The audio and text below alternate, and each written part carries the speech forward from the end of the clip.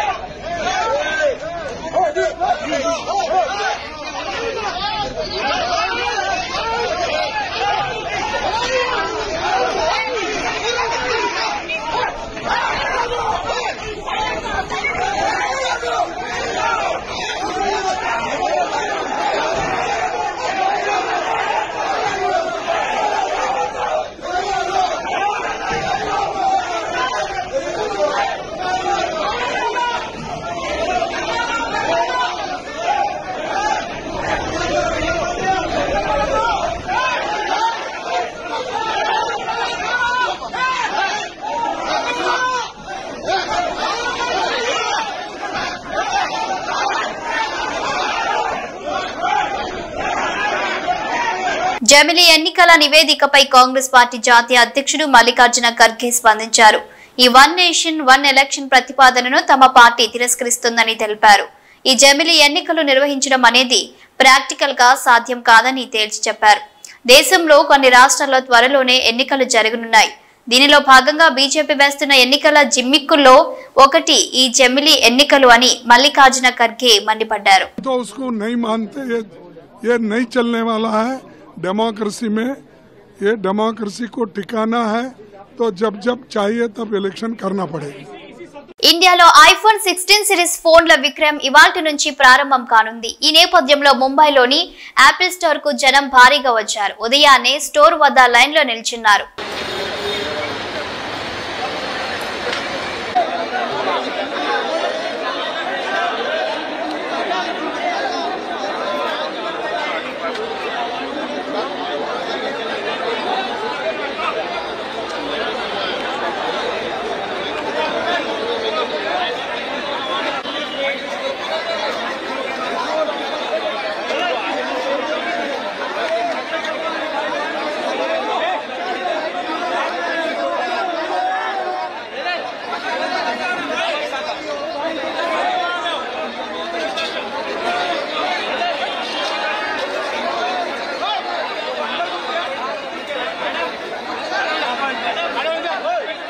Ration కార్డుల జారీకి పటిష్టమైన కార్యాచరణ ప్రణాళిక రూపొందించాలని ముఖ్యమంత్రి రేవంత్ రెడ్డి ఆదేశించారు. కొత్త రేషన్ కార్డుల కోసం అక్టోబర్ 2వ తేదీ నుంచి దరఖాస్తులను స్వీకరించాలని ఆయన సూచించారు. రేషన్ కార్డుల జారీకి సంబంధించిన విధి విధానాలపై సీఎం రేవంత్ రెడ్డి సచివాలయంలో ఉన్నత స్థాయి సమీక్ష నిర్వహించారు. ఈ సందర్భంగా రేషన్ కార్డుల జారీకి సంబంధించి మంత్రులు దామోదర రాజ నరసింహ, ఉత్తమ్ కుమార్ రెడ్డి, పొంగులేటి శ్రీనివాసరెడ్డి అధికారులకు పలు సూచనలు చేశారు. హైదరాబాద్ లో పిల్లలకు విస్కీ కలిపిన ఐస్ క్రీం అమ్మారన్న ఆరోపణలతో అరికో కేఫ్ పై కేసు నమోదైంది.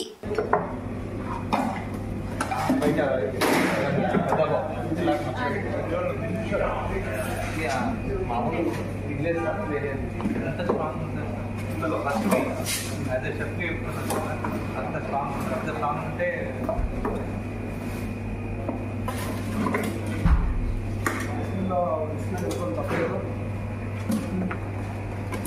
పిల్లలు అన్ని విషయాలు చిన్నపిల్లలు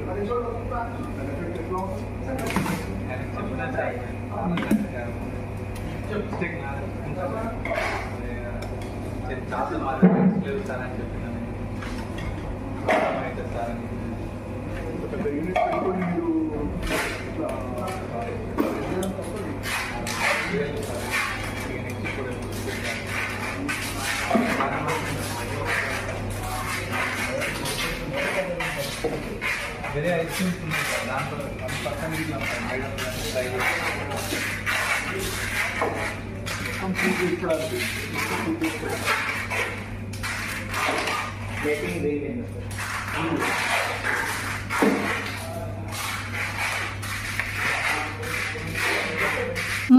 లో డ్రగ్స్ సరఫరా చేస్తున్న 3 ఇంజనీరింగ్ విద్యార్థులను పోలీసులు అదుపులోకి తీసుకున్నారు.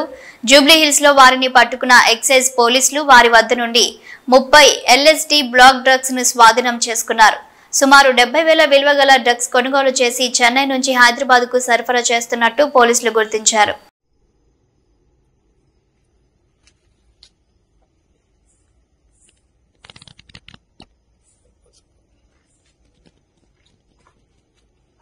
తిరుమలకు లడ్డూ తయారీ కోసం సరఫరా అయ్యే నెయ్యి తయారీలో బీఫ్, టాలో, జంతువుల కొవ్వు, పంది కొవ్వు, చేప నూనెను వాడినట్లు ల్యాబ్ రిపోర్టులు ధృవీకరిస్తున్నాయని దీనికి సంబంధించి గుజరాత్లోని నేషనల్ డైరీ డెవలప్మెంట్ బోర్డు ఇచ్చిన రిపోర్టును విడుదల చేశారు. టీటీడీ నుంచి పంపించిన నమూనాలను వీరు పరీక్షించారని ల్యాబ్ రిపోర్టులో జంతువుల కొవ్వుతో నెయ్యిని తయారు చేసినట్లుగా ధృవీకరించినట్లు తెలుస్తుంది. తిరుమల లడ్డు ప్రసాదం విషయంలో ల్యాబ్ రిపోర్ట్స్ బయటపడ్డాయి. ఇప్పుడు మీరు ఎలా భరోసా ఇస్తారు భక్తులకు? అందుకనే భక్తులందరూ కూడా మనోభావాలు దెబ్బతిన్నాయి. ఎవరు ఊహించలేదు వెంకటేశ్వర స్వామి హిందువులకి కలియుగ దేవుడు. ఒక నమ్మకం, ఒక విశ్వాసం. అందుకని ఎప్పుడు కూడా అందరూ నమ్మేది ఎవరైనా వెంకటేశ్వర స్వామికి అపచారం తలపెడితే నెక్స్ట్ జన్మలో కాదు ఈ జన్మలోనే పనిష్మెంట్ ఇస్తాడని. అలాంటి వెంకటేశ్వర స్వామి పవిత్రం చేయడం కోసం కడాన ప్రసాదాల్లో కూడా మీరు నేను ఏదైతే చెప్పానో అలాంటి ముడి సరుకులు ఏవైతే వాడారో ఇవన్నీ నాసిరకం కాకుండా అపవిత్రమైన ముడి సరుకులను వాడారు. ఆ విషయమే ఈరోజు టీటీడీ కూడా ఎంక్వైరీ చేసినప్పుడు, టెస్టులు చేసినప్పుడు బయటపడిన వాస్తవాలివి. ఇలాంటి దుర్మార్గుల్ని ఏం చేయాలో నాకైతే అర్థం కావడం లేదు. ఓసారి బాధ, ఆవేదన ఉంటుంది. కక్కుర్తికి కూడా అద్దులుంటాయి. కక్కుర్తి కూడా అద్దులు లేకుండా ప్రవర్తించి అంటే మేము ఏమైనా చేస్తాం అనే అహంభావంతో ముందుకు పోయారు. అందువల్లనే ఇలాంటి సమస్యలన్నీ వచ్చాయి. ఇక్కడే కాకుండా మీరు చూశారు తిరుమల పైన ఎంత మొత్తం శానిటేషన్ దెబ్బతీశారు, ప్రసాదాలు దెబ్బతీశారు, అన్నా క్యాంటీన్ దెబ్బతీశారు. కడాన వెంకటేశ్వర స్వామిని తీసుకుపోయి పెళ్లిళ్ళు, పేరంటాలుంటే అక్కడ కూడా ఊరేగించే పరిస్థితికి వచ్చారు. నేను ఆ రోజు కూడా తప్పు పట్టాను. రాజకీయ ప్రయోజనాల కోసం ఒక వెంకటేశ్వర స్వామిని వాడుకోవడం కరెక్ట్ కాదు. ప్రజలందరూ కూడా, హిందువులందరూ కూడా జీవితంలో ఒక్కసారైనా వెంకటేశ్వర స్వామి దగ్గర రావాలి, దర్శనం చేసుకోవాలి, అదే వారి కోరికలని చెప్పుకోవాలని చెప్పి వస్తారు. అలాంటి నమ్మకమైన ప్లేస్ ని మారించడం చాలా దుర్మార్గం.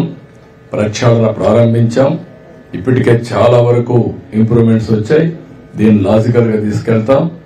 ఏవైతే మాకు ఆధారాలు దొరికితే అలాంటి వాళ్ళపైన కఠినమైన చర్యలు కూడా ఉంటాయి. ఎవరైనా సరే తప్పు చేస్తే శిక్షించాల్సిందే. దానికి కూడా దోహదం ఇంటి వద్ద తిరుమల సెట్ వేసి చాలా విన్యాసాలు చేశారు. విన్యాసాలు చేసి పైశాచిక ఆనందాలు పొందారు. అందుకే నేను చెప్పింది ఏంటంటే ఈ రోజే కాదు, చాలా రోజులు భక్తులందరూ మనోభావాలు దెబ్బతిని చాలా మంది చాలా విధాలుగా బాధపడ్డారు. అందుకే మీరు నేను నిన్న కూడా చెప్పాను, ఎప్పుడు నా లైఫ్ లో ఇంత పెద్ద ఎత్తున గెలుపు రాలేదు. దానికి కారణం ఇలాంటి విషయాలన్నీ కూడా ప్రజల్లో ఒక చైతన్యం తీసుకొచ్చాయి. ఒక మాటలో చెప్పాలంటే ఒక రెవల్యూషన్, ఒక సైలెంట్ రెవల్యూషన్ వచ్చింది. దాని ఫలితమే నేను ఎలక్షన్ రిజల్ట్స్. ప్రసాదంలో జంతువశేషాలు వాడడం మీద ఏమన్నా ఎంక్వైరీ ఏమన్నా చేస్తున్నారు? మీకు ఈ రోజు వచ్చిన రిపోర్ట్ లో ఎవిడెన్స్ వచ్చాయి. ఆ ఎవిడెన్స్ లో ఏది అనేది నిర్దిష్టంగా ఇది ఇన్ఫీరియర్ క్వాలిటీ ఉన్నాయి, ఇలాంటి పదార్థాలు కూడా ఉండడానికి ఇలాంటి ముడిసరుకు ఉందని చెప్పడానికి అవకాశాలు ఉన్నాయి. చాలా స్పష్టంగా చెప్పారు. కొంతమంది ఇప్పటికే పారిపోయారు. ఇప్పటికే అందరినీ డిస్కంటిన్యూ చేసి పవిత్రమైన నెయ్యి తీసుకొచ్చాం. అది కూడా టోటల్ ప్రాసెస్ లో పెట్టారు మన వాళ్ళు. దానివల్ల క్వాలిటీ కూడా గణనీయంగా పెరిగింది. భక్తులు కూడా హ్యాపీగా ఫీల్ అయ్యే పరిస్థితికి వచ్చారు. దీన్ని ఇంకా నెక్స్ట్ లెవెల్కి ఎట్ తీసుకెళ్తాం. పాతవన్నీ కూడా ఏ విధంగా యాక్షన్ తీసుకోవాలో యాక్షన్ తీసుకుంటాం. ఎవరు చేశారు, ఏం చేశారు అవన్నీ కూడా యాక్షన్ తీసుకుంటాం. Okay, thank you.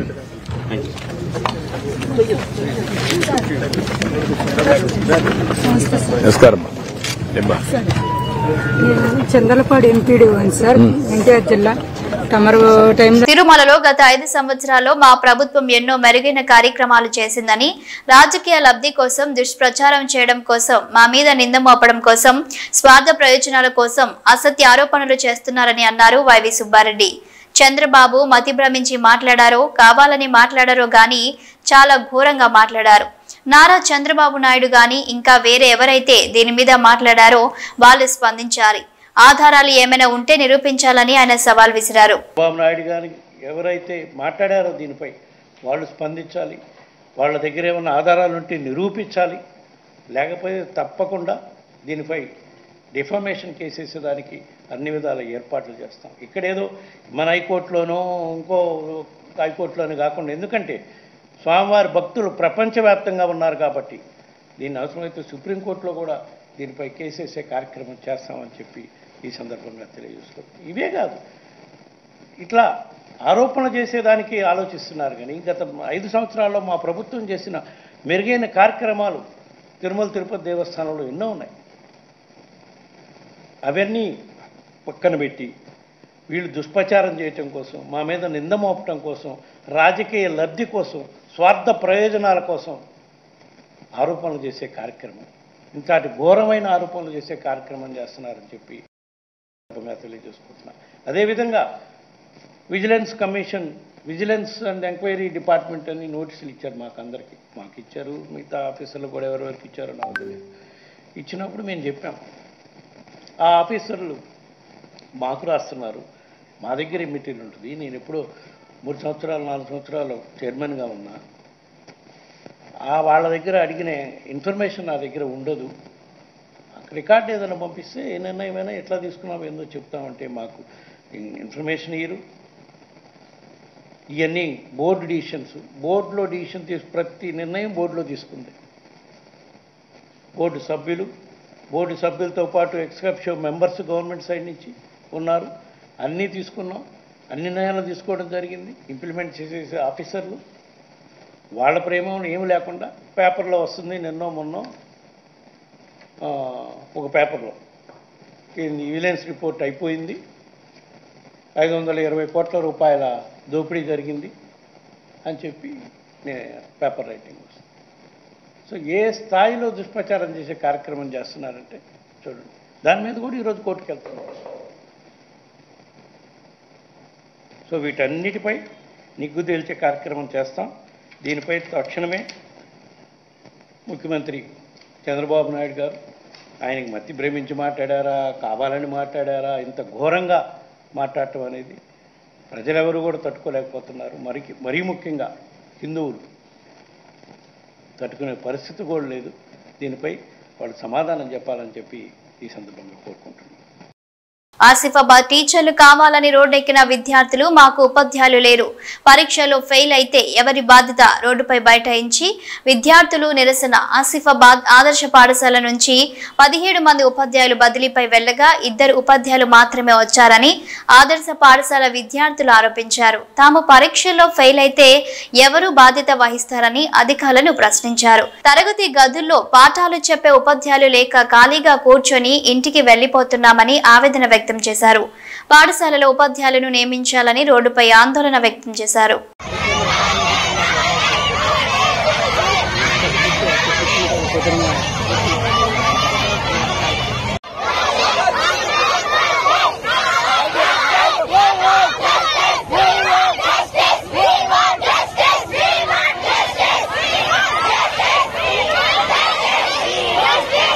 Gachibowli Gowlidoddi సాంఘిక సంక్షేమ సెంటర్ ఆఫ్ ఎక్సలెన్స్ ముందు ఆందోళన చేపట్టిన విద్యార్థుల తల్లిదండ్రులు తొలగించిన ఫ్యాకల్టీని వెంటనే విధుల్లోకి తీసుకోవాలని డిమాండ్ చేశారు. ప్రభుత్వం పాత ఫ్యాకల్టీని తీసుకోవడం జరుగుతుందని హామీ ఇచ్చి ఎన్ని రోజులైనా అమలు చేయలేదని ఆరోపించారు. మాసబ్ ట్యాంక్ డిఎస్ఎస్ భవన్ ఎదురుగా ధర్నా చేస్తామని విద్యార్థుల తల్లిదండ్రులు హెచ్చరించారు.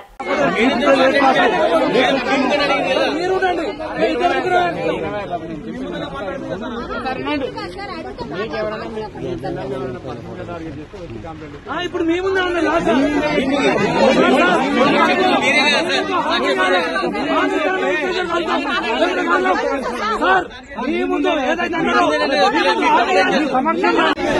పెండింగ్ వేతనాలను వెంటనే చెల్లించాలి. పెండింగ్ వేతనాలను వెంటనే పెంచాలి. గురుకులాలకు ఇస్తున్న మెస్ ఛార్జీలు, కాస్మెటిక్ ఛార్జీలను సౌకర్యాలు కల్పించాలి.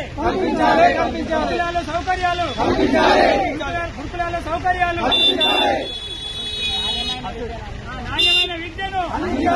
నాణ్యమైన విద్యను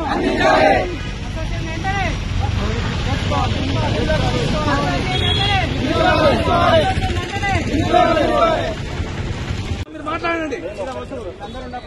మేమిద్దరం వస్తాం సార్.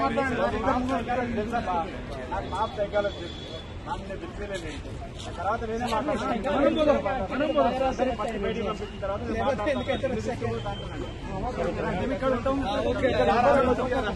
నేనే తీసుకెళ్ళాడు కదా అన్న గేటు ముందు మా సైకిల్ కూడా అర్థం చేసుకోండి. నాకు కూడా అదే అంటున్నా. చాలా సెన్సిటివ్గానే ఉన్నాం. మహేశ్వరం నియోజకవర్గం బడంగ్పేట్ మున్సిపల్ కార్పొరేషన్ పరిధిలోని బడంగ్పేట్ మున్సిపల్ ఆఫీస్ సమావేశ మందిరంలో కళ్యాణ లక్ష్మి షాదీ ముబారక్ చెక్కుల పంపిణీ కార్యక్రమాన్ని ఏర్పాటు చేసుకున్నారు. ఈ కార్యక్రమానికి ముఖ్య అతిథిగా స్థానిక ఎమ్మెల్యే సబితా ఇంద్రారెడ్డి హాజరయ్యారు. చెక్కుల పంపిణీ కార్యక్రమాన్ని ప్రారంభిస్తుండగా బడంగ్పేట్ మున్సిపల్ కార్పొరేషన్ మేయర్ సమావేశ హాల్లోకి వచ్చారు. మా కార్పొరేషన్ కు సంబంధించిన చెక్కులను మేయర్ లేకుండా ఎలా పంపిణీ చేస్తారని అధికారులపై మండిపడ్డ మేయర్ చిగురింత పారిజాత నరసింహారెడ్డి. అనంతరం అధికారులు మేయర్ కు సర్ది చెప్పడంతో చెక్కుల పంపిణీ కార్యక్రమం స్థానిక MLA Sabitha Indra Reddy, mayor deputy mayor చేతుల మీదుగా కళ్యాణ లక్ష్మి షాదీ ముబారక్ చెక్కులు లబ్ధిదారులకు అందజేశారు. ఈ కార్యక్రమంలో బడంగ్పేట్ మున్సిపల్ కార్పొరేషన్ కార్పొరేటర్లు, ప్రభుత్వ అధికారులు, లబ్ధిదారులు పాల్గొన్నారు.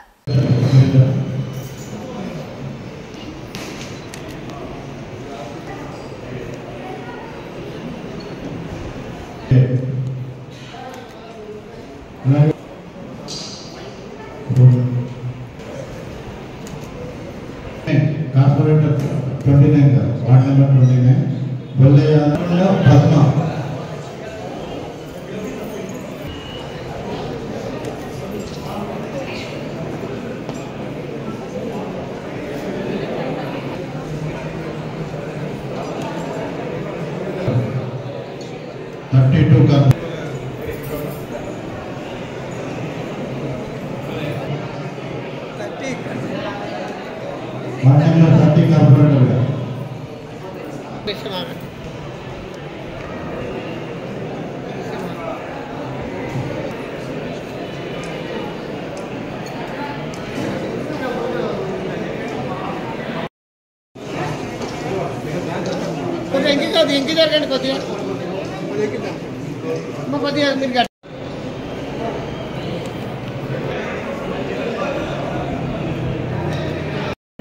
తెలియజేసుకుంటూ ఎవరి పేరు మీద చెక్ అందుకుంటున్నా వాళ్ళందరికీ.